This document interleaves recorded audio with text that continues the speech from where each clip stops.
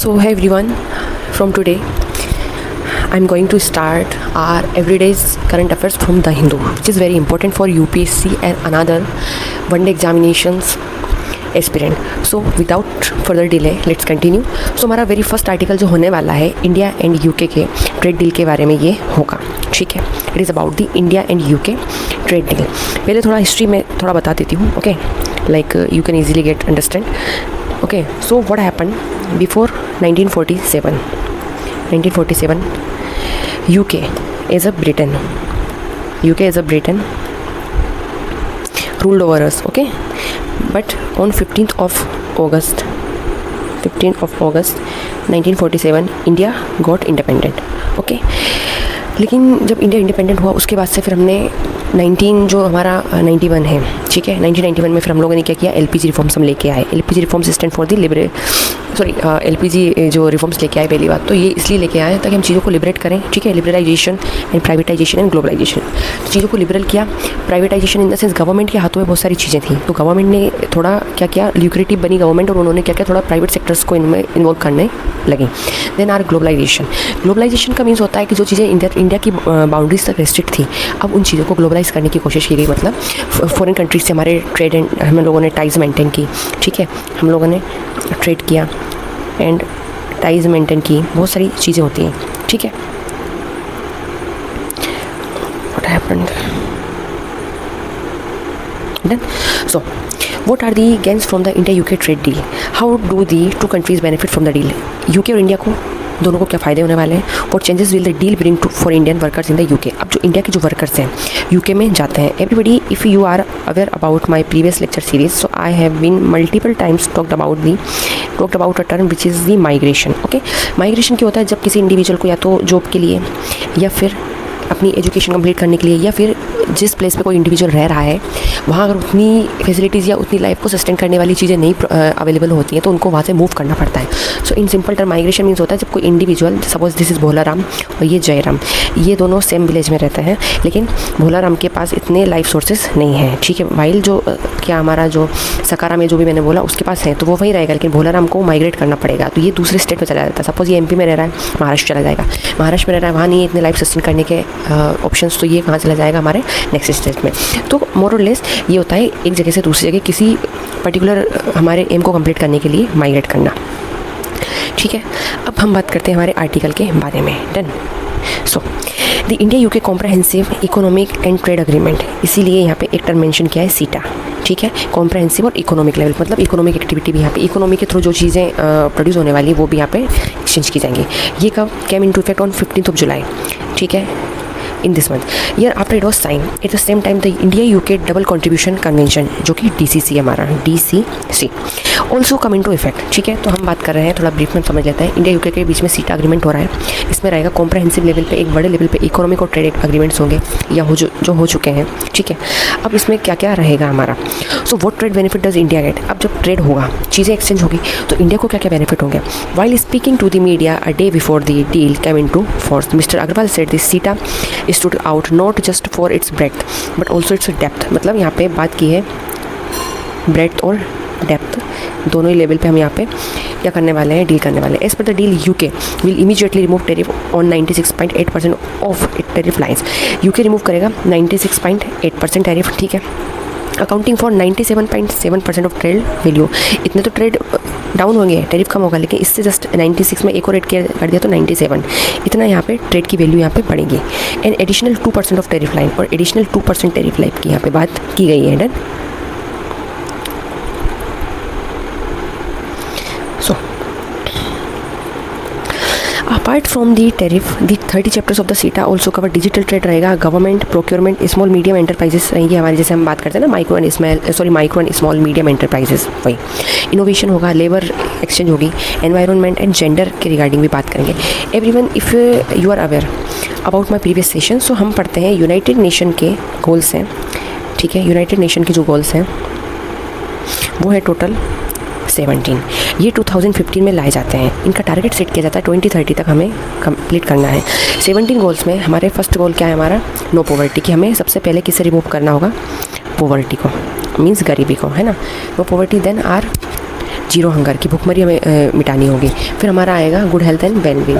तो जो हमारा SDG में क्यों बात कर रही हूँ, SDG का जो गोल नंबर 5 है वो बात करता है जेंडर इक्वलिटी की। मीन्स आपको जेंडर सेंसिटिव होना है, आपको जेंडर को लेके क्या नहीं करना है, डिस्क्रिमिनेट नहीं करना है, gender equality. So it is important कि हम बाकी चीज़ों को भी कंसिडर करके चलते जाएं, ठीक है।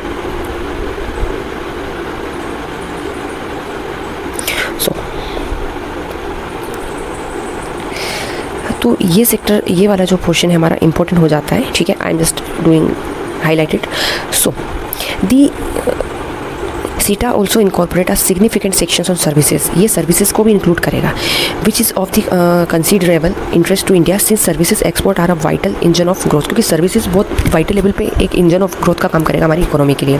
UK has agreed to grant commercial presence rights to Indian companies in sectors such as the computer services, consultancies and environmental services too, ठीक है। These are very important.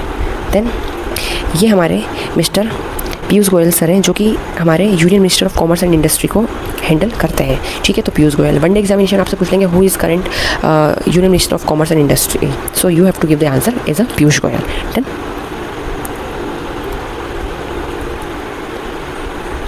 Okay, so then again what does the UK gain. अब UK के फ़ायदे देखते हैं। So the UK stand to gain significantly in terms of the market access in both goods and service. UK चाहता है कि हमें आपके कंट्री में गुड्स हो, ठीक है, या आपकी कंट्री में सर्विसेज हो, दोनों का एक्सेस हमें चाहिए। पहली चीज़ तो यूके ये चाहता है, ठीक है। फिर बात करें, even as India has sought to protect its sensitive sector from foreign competition. लेकिन कुछ सेक्टर, इंडिया की रिगार्डिंग बात करूँ तो कुछ सेक्टर जो है बहुत सेंसिटिव है, तो इनको लेके रेस्ट्रिक्शंस है कि इन सेक्टर्स में ट्रेड की कोई भी ऐसी डिस्कशन नहीं होगा, ऐसी कोई डील नहीं होगी जो यहाँ पे इंडिया की सोवरेनिटी को वायलेट करे, इंडिया के फार्मर्स और इंडिया के लोगों के लिए प्रॉब्लम क्रिएट करे। तो ये चीज़ हमें याद रखनी है। India will immediately remove tariff on goods accounting for 30.3% of the trade value. India remove करेगा 30.3, ठीक है, tariffs. With tariffs on an additional 47% trade value being eliminate की जाएगी, ठीक है। 47% क्या किया जाएगा, trade value being eliminated. It will also offer reduce tariff rates under quota arrangements, okay, for goods accounting for 12.1% of trade value. In total, this will cover 89.5% of trade lines and 89.4% of trade value.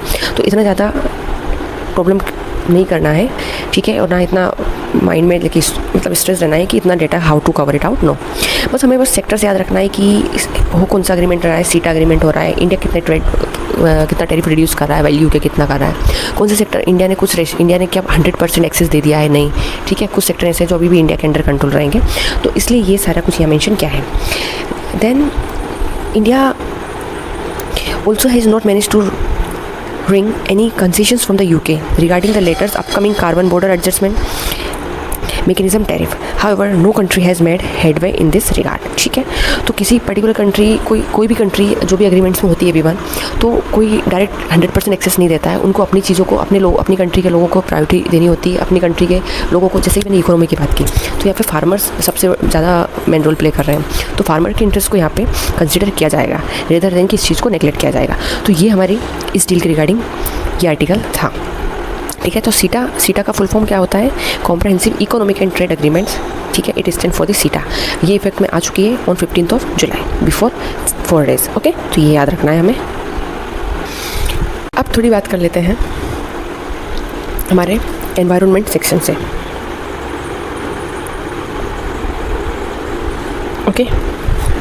तो recently ये news है central African country से, means Africa continent से।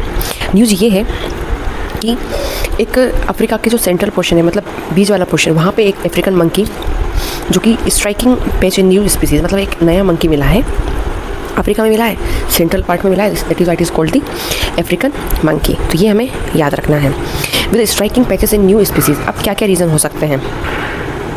Researcher जब उन लोगों को ये सेंट्रल अफ्रीकन मंकी दिखा, have found a new species of African monkeys in central Africa. अब monkeys and why monkeys again and again, so it is very important. क्योंकि नॉर्थ ईस्टर्न की बात करूँ तो हमारा एक गोल्डन लंगूर है, which is also the species of the monkey, important है, जो कि इंडेंजर कैटेगरी में आता है या वल्नरेबल में। Guys you will tell me know in the comment section. तो वहाँ रिसर्चर्स को जब मिला, उन्होंने देखा कि एक नई स्पीशीज़ है अफ्रीकन मंकीज़ में, वो भी सेंट्रल अफ्रीका में मिली है, Colobus congoensis. Congoensis why Congo, it is a location Congo basin area, in our Africa, तो उसके आसपास मिला है, इसलिए ये कोलोपस कॉन्गो एंजिस बोला है। और लिक वैली, इस मंकी का नाम है lick valley. Live in Lomami national park, एक नेशनल पार्क है। L4 कर लेना आप लोग कैसे याद कि लिक वैली, और L4 हमारा हो जाएगा लोमानी नेशनल पार्क, ठीक है। ये तो कुछ एक्स्ट्रा चीज़ें हो गई। अब ये जो पहला फोटोग्राफ है ये किया गया था शूट इन 2008 में, but has only now been confirm to be a unique species. लेकिन अब जाके ये चीज़ कंफर्म हुई है। 2008 में कंफर्म फोटोग्राफ मिला था कि ये कुछ सेंट्रल अफ्रीका में पाए जाने वाली स्पीसीज़ है, वो भी मंकी की। लेकिन अब जाके चीज़ कंफर्म हुई है कि ये एक यूनिक स्पीसीज़ है, ठीक है। यूजिंग जेनेटिक टेस्ट, अब पता कैसे चला? हम किसी की स्पीसीज़ के बारे में रिकॉग्नाइज करते हैं तो जेनेटिक टेस्ट करवाए कुछ इसकी, है ना।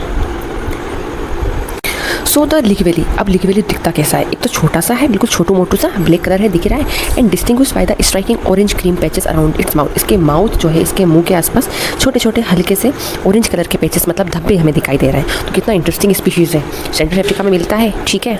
और ये हमारा यूनिक स्पीसीज़ है, स्मॉल है, ठीक है। 2008 में पहला फोटोग्राफ था और अभी यूनिक स्पीसीज़ है, ये कन्फर्म कर लिया है। अब ऑथर ये कहते हैं कि classifying the lick valley as a endanger. अब इसकी कैटेगरी पूछी जाती है, इंडेंजर्ड है या वल्नरेबल है। So everybody let me know you, it is an endangered categories species. तो इंटरेस्टिंग है, ठीक है। तो एनवायरनमेंट हमारा साइंस एंड टेक्नोलॉजी, एनवायरनमेंट, किसी स्पीसीज़ के बारे में जाना, रिसर्चर्स को कितना इंटरेस्ट एंड कितना मज़ा आता होगा ना। It's a really hilarious thing, हाँ। Okay, so okay, then our next article, ठीक है। ये थोड़ा हमारा ब्रेन की फंक्शनैलिटी को डिफाइन करता है, ठीक है। सो या surprise found in why some ancient brain don't decay. ऐसा क्यों मिला है कि आज का ब्रेन है, आज ज़रा सा इशू हो जाता है, ज़रा सा टेंशन हो जाता है, इंसान हैंडल नहीं कर पाता। लेकिन अर्ली टाइम में ऐसा क्या होता था कि जो ब्रेन के फंक्शन होते थे इतने हाईफाई होते थे कि आज भी ही अगर हम उनके बारे में पढ़ें तो ब्रेन की जो एक फंक्शनैलिटी होती है, एंशिएंट ब्रेन के बारे में बताया तो वो कभी डिके नहीं होते थे। हमने हड़प्पन सिविलाइजेशन में देखा, which is also known as the Indus valley civilization, ठीक है, जिसमें हमने मोहनजोदारो, हड़प्पा, डिफरेंट सोसाइटीज़ देखी, जहाँ पे आर्कियोलॉजिस्ट को ऐसे एविडेंस मिले हैं, कुछ स्केलेटन मिले हैं, कुछ ब्रेन के पीसेस मिले हैं। तो ये इतनी यूनिक स्पीशीज़ कैसे हो सकती है, इतना स्पेसिमेन कोई कैसे इतना एक्यूमेन हो सकता है उस टाइम के people. Harappan civilization, it is around the year 2500 to 750 BC around time period. कितना था हड़प्पन सिविलाइजेशन? 2500 to 1750 BC। तो उस टाइम के लोगों, वो लोग ऐसा क्या खाते थे क्योंकि वो इन चीज़ों को टॉलरेट कर जाते थे। और आज का जो ह्यूमन है, ज़रा सी प्रॉब्लम, ज़रा सी टेंशन होती है, ज़रा सी इनसिक्योरिटी होती है तो वो हैंडल नहीं कर पाता। Let's read, okay. So scientist have long wondered why human brains are sometimes preserve in archaeological sites. क्यों इनको प्रिजर्व किया जाता था in archaeological sites while other soft tissues have rotted, जबकि कुछ सॉफ्ट टिश्यू तब भी होते थे जो रोटेट हो जाते हैं। A new study using mice found that in wet low oxygen level, wet है ऐसी जगह पे माइस मिले हैं, ऐसा एनवायरनमेंट है जहाँ पे लो ऑक्सीजन है वहाँ भी मिले हैं। Certain brain proteins bind into stable structure, कुछ ब्रेन के प्रोटीन ऐसे होते हैं जो इनको ऐसा स्टेबल स्ट्रक्चर में बाइंड करते बांधते हैं, दैट रेसिस्ट डिके। और यही रीज़न है कि इन चीज़ों को डिके होने से रेसिस्ट किया जाता है, ठीक है। The ones involved in brain aging and Alzheimer's, indicating the pathways leading to preservation after death, mirror those of the protein stabilization in life. तो after the death इन चीज़ों को मिरर करता है कि कुछ उस टाइम के जो प्रोटीन रहे होंगे, how much they were stabilized in the form. So interesting thing, okay, again it is very interesting thing.